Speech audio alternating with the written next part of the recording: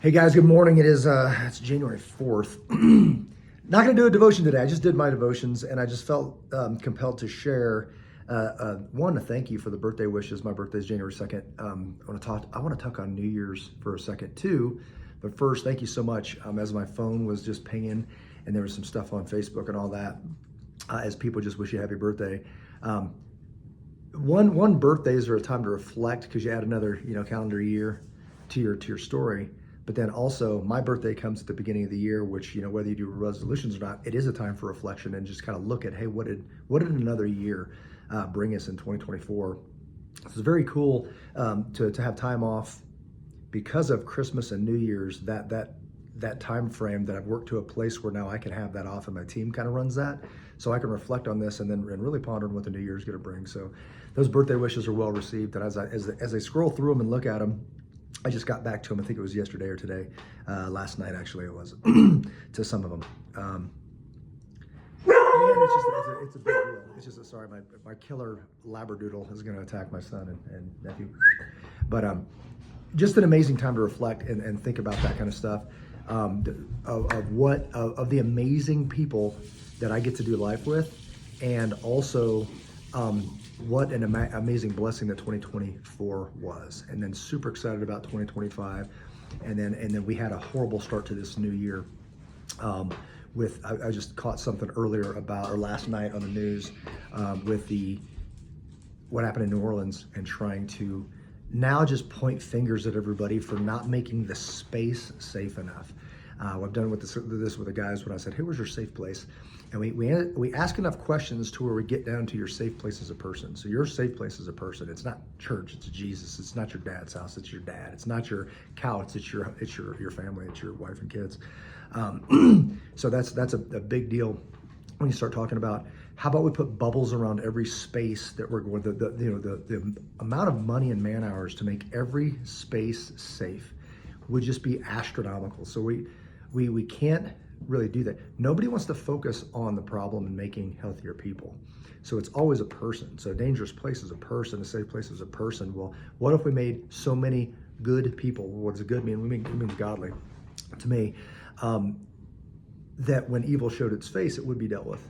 Like, whose job is it to protect this place? Everybody says mine. That's called a safety culture. So if you want to make a place safe, I work with dozens and dozens of churches, of schools, of these places, primarily with protecting children. And it dawns on me all the time, as we're going forward and we want to identify a product, we want to identify a widget, we want to identify a safeware. The solution is always people. It's always people, right? So technology exists to make a human response more effective, but that human response must be a good one. It must be a just, a decent human being that's going to come and be a solution for this. So that's where my focus is going to be in the new year, and hopefully yours too, is how do we make better people? I went into this industry thinking I was going to teach people how to shoot guns and be security guards, but it dawned on me quickly that the solution is people, the caliber and quality of people. So we started going down that road, and we took a lot of flack for it. People talking about, like, hey, if you really knew how to run a training company, you would fill in the blank. By the way, all by people that have never or could never run a training company. So that's kind of funny to me. But the more that I spend time in this, I realize that my calling is to pour into men, primarily, specifically men and women. But I say specifically men because you have to aim at something or you won't miss it, or you'll miss it. So you can't be broad, it's got to be specific. So healing and strengthening the hearts of men in order to provide models for young people. I'll say children, but also young people as well.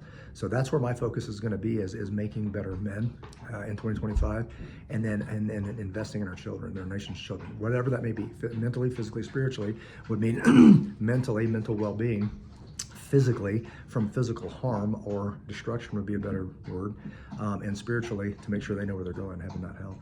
So, twofold message. One, thank you so much for the birthday wishes. Man, I don't feel 51. I feel like I'm getting younger, and I'm loving every second of it. And it gets better every year, which is a good recipe to keep. I think getting growing in value and worth. I guess not value or worth. What would I say? I'm a better person this year than I was last year, and if that keeps going, then that's exciting. That's an exciting place. And as I said in one of my posts, I am absolutely rich in relationships. I get to go now. We're getting ready to gear up and go invest in my nephew who's sitting right there, my son that just ran by. and maybe even take this dog and just hang out for yet one more day. I got church tomorrow and all that. My ladies are out of town, and they'll be back in a couple days, so looking forward to that as well. But I had an amazing birthday, actually Thanksgiving to Christmas to New Year's to birthday has been a fantastic time to reflect, and we've got some great things planned for the new year. So God bless each and every one of you. I can't wait for 2025. Make a point to invest in people. What that means, big or small. I'd say starting with yourself. I mentioned get healthy and then get busy. So what define healthy? What does that mean? Say mentally, physically, and spiritually.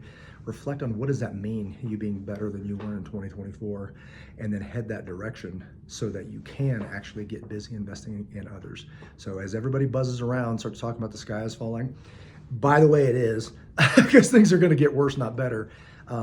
I would say that the thing you need to start with is investing in yourself, get healthy, model that so that more people could do that. Because if we get our act together, we clean up all these messes pretty quickly. If people would simply say, again, we say this, a safety culture, whether it be a school or a church or a business or a building or a family, whose job is it to protect this place? The answer, everyone simultaneously says, mine. Whose job is it to defend this nation? It's mine. If you said the same thing, we'd be in a better place. So let's get after it in 2025. Love each and every one of you. God bless you. Take care of one another.